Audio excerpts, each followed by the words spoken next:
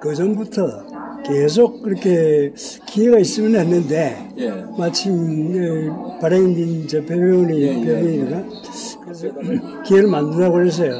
아주 반가워서. 저도 배 선생 얘기 듣고 김 선생이 글을 쓴다고 그래서 반갑다고 고맙다고 그랬어요. 옛날에 제가 문보 선생님한테 이제 오래 사사를 했었는데 선생님은 늘 그러셨어요. 그림은 그림일 뿐이지 그림 이상도 아니고 이하도 아니다. 거기다가 소설 쓰지 말아라. 그렇게 말씀을 하셨어요.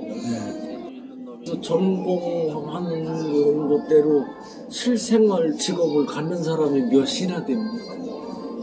대학하고는 아무 관계없는 생활 전선에 뛰어 지내잖아요. 거기에 비하면 그림 그리는 사람들은 참 표창장을 줘야 될 만큼 자기 전공을 그래도 끌고 나가잖아요. 가끔 제자들이나 후배들한테 그런 소리를 해요.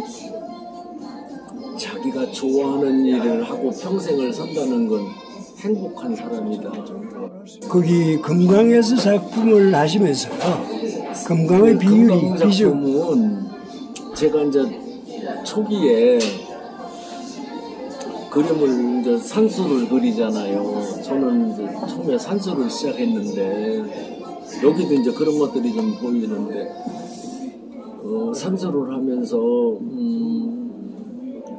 대상을 어떻게 잡을까 그런 생각을 하다가 우리 동네로 흐르는 강이 금강이니까 산수라는 말이 뭐 물과 풍경이니까 그래서 이제 결국은 금강 주변을 스케치해서 그림을 그리고 이렇게 했는데 금강을 붙잡고 얘기한 이유는 그냥 풍경이 아니고 환경 문제가 그림에도 관계가 되고 일상에도 관계가 돼서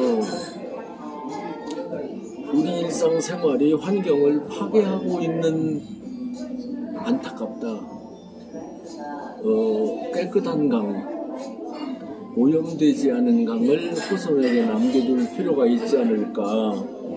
그래서 금강을 뜸봉샘에서부터 군산 장항 앞바다까지가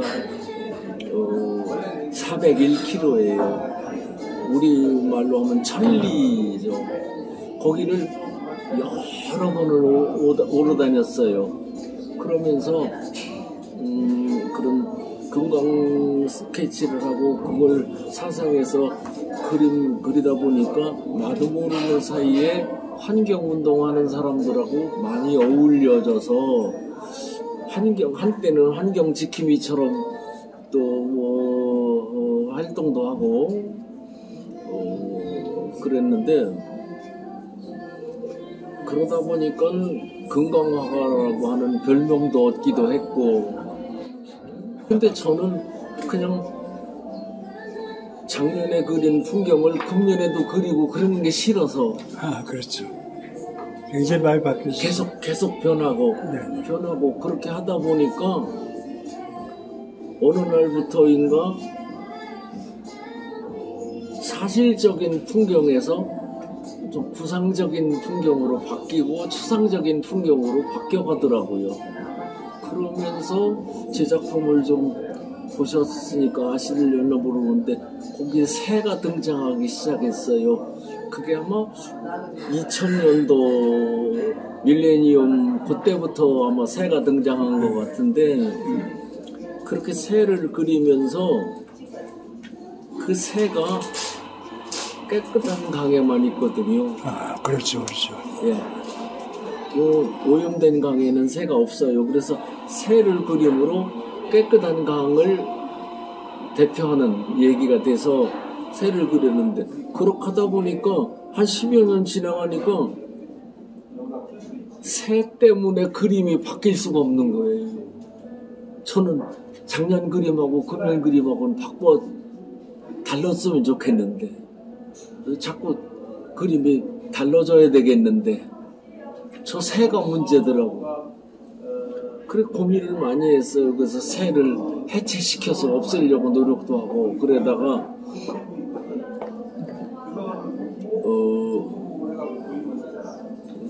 우연찮은 기회에 김동길 박사를 제가 유네스코 일을 좀 했기 때문에 김동길 박사를 만나서 얘기를 한 적이 몇 번 있어요.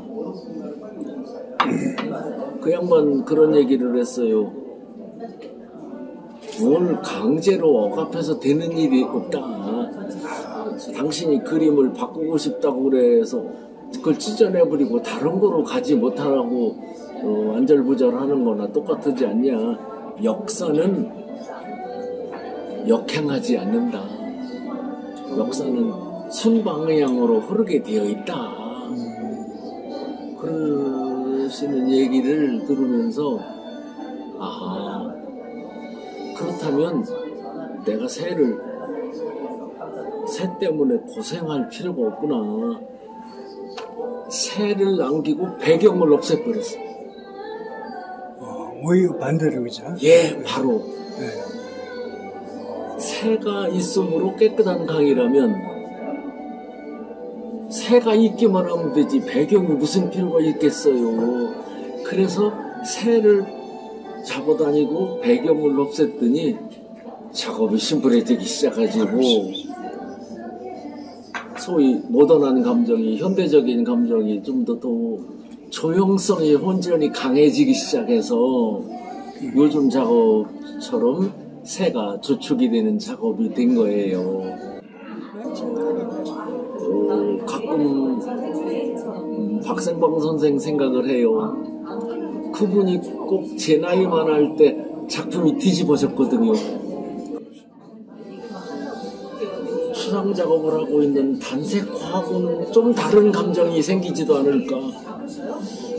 조형 감정이 구상적이긴 하지만 사군자 같은 것처럼 사실적인 것처럼 보이지만 추상적인 작업인 거는 제 작업의 새가 사실적인 것처럼 보이지만 사실은 새가 아니거든요. 그냥 조형 작업이지. 이제 새처럼 보이지만 그게 추상적인 작업일 수도 있다. 그런 생각을 하는 거예요. 내 나름대로는. 왜냐하면 한국성의 추상은 사실성을 빙자시킨 내세워서 빙자시킨 다른 거잖아요. 사각뿔이나 삼각뿔처럼 입체적이게 보이게 면이 모여서 입체가 되는 거하고 면을 파괴시켜서 입체가 되는 거하고는 감정이 다르잖아요. 그러니까 동양미학은 제가 볼 때는 서양미학보다 한 발 앞서가고 있다는 증명이더라고요. 면이 모여서 입체가 되는 게 아니고 면을 파괴시킴으로 입체가 될 수도 있는 거예요. 아, 그래요? 예. 저는 그때 눈물이 났어요. 여백이라는 게 하얀 거를 여백이 아니거든요. 하얀 건 공백이지. 아, 그래요. 공백이죠. 여백은 물체와 물체 사이에 이루어진 게 여백이거든요. 그래서 제 평면 작업 속에서 여백이 검은색 속에 여백이 나타나는 검은색 속에 보이는 여백. 오히려 새를 그려놓은 하얗게 나머져 있는 여백이 아니고 새 속에 들어있는 검정색 속에 들어있는 여백. 그런 생각을 해요. 대나무 화분에다 심어놓고 촛불을 갖고 이렇게 비치면 8대 사냥 그림 저리 가라고 속도 그림 저리 가라로 보이는 거예요. 그래요. 입체가 평면으로 보이는데 그 평면 속에 입체가 있다는 생각을 보는 사람들이 잘 못하는 것 뿐이지. 똑같은 색으로 보이지만 앞에 있는 이파리 뒤에 있는 이파리가 엉켜서 조형은 아름다워지고 단순화하게 돼 있지만 그 입체감이 있는 거거든요. 근데 다른 사람들이 쓴 글들 보면은 편경 얘기를 하더라고요. 편경. 그건 어떤 의미로? 요새 그리기 전에 금강을 그릴 때 물 흐름 소리가 자연의 울림인데 그건 실로폰 같은 곳에서 나오는 소리하고는 좀 다르다. 바위를 때리는 소리니까. 물이 흐르는 게 바위를 때려서 나오는 소리 아니에요. 그 바위 소리가 어떤 건가 생각을 했을 때 세종대왕이 만든 편경 생각을 한 거예요. 그 편경을 이렇게 됐잖아요. 이렇게 기역자처럼. 네네. 이렇게 그걸 편경을 두께를 서로 틀리게 해서 위에 8개 아래 8개를 놔서 풍산각치우를 해서 5음계에 10음계를 만들어낸 거거든요. 네. 역사 기록을 보면 세종대왕이 절대음강이 가했던 분 같아요. 그래서 그걸 이렇게 치면 두껍다, 좀 가르라. 그래, 그 피아노 조율하는 사람 이게 똑똑 치듯이 그래 그 소리다 그러셨대요. 하는 편경은 돌을 갈아서 낸 소리거든요. 그러니까 물이 흐르면서 바위에 부딪혀서 내는 소리는 편경 소리여야 된다. 그런 생각이 난 거죠. 실제로 계곡에서 물을 가만히 앉아있으면 눈물이 나요. 나는 물에 빠진 적도 있어요. 그냥 그 소리에 처해가지고 물 흐르는 걸 이렇게 쳐다보고 그 소리를 빠져있으면 아마 그런 뭐 울림 현상 또는 쇠뇌 같은 거겠죠. 이렇게 물에 푹 빠져요. 물 흐르는 바위에 부딪히고 돌아서 흐르는 걸 보다가 한참 보다 보면. 그런데 그 소리, 그것은 대지의 소리. 대지의 소리가 바로 편경의 소리. 물 흐르는 소리가 계곡에서 졸졸졸 잘잘잘 칼칼칼칼칼 막 난리가 나게 되잖아요. 그 산수화 그리면서 방학 때 방방곡곡에 안 다녀본 적이 없이 돌아다녔어요. 스케치하러. 또 금강을 그려서 사람들이 금강하라고 화가라고 별명을 붙여줬을 때 너는 그렇게 강을 열심히 그렸는데 문명의 4대 발생지에 강을 가봤냐? 물어볼까봐 가봤어요. 황하에서부터 다 갔어요. 나일강이고 뭐 간디스강이고 티그리스강이고 쫓아가서 봤어요. 그는 고산 등반을 좋아해서 에베레스트에서부터 키리만자로니 뭐 엘브루즈니 다 이렇게 올라가 봤어요. 정상을 간 건 아프리카의 키리만자로는 정상에 5,895m를 올라가 봤는데 히말라야는 3번을 갔는데 중간밖에 못 갔었어요. 그렇지만 눈 속에서 며칠씩 밤을 새워서 지내기는 했어요. 연출도 하려고. 윤부 선생님이 저를 보고 그러셨던 것처럼 그림은 그림 이상도 아니고 이하도 아니다. 그냥 그림으로 족하게 그리면 네가 생각하려고 그러지 말아라. 보는 사람이 생각하도록 내버려 둬야 된다. 거기다 대고 소설 쓰지 마라. 그러셔서 그냥 새를 처음에는 1마리, 2마리, 3마리, 4마리가 이렇게 서로 이렇게 교접하고 엉키고 그러는 속에서 조형적인 감정만 내가 조율하고 있는 것 뿐이죠. 요즘 그런 감정이에요. 처음에 그렸던 작품이야.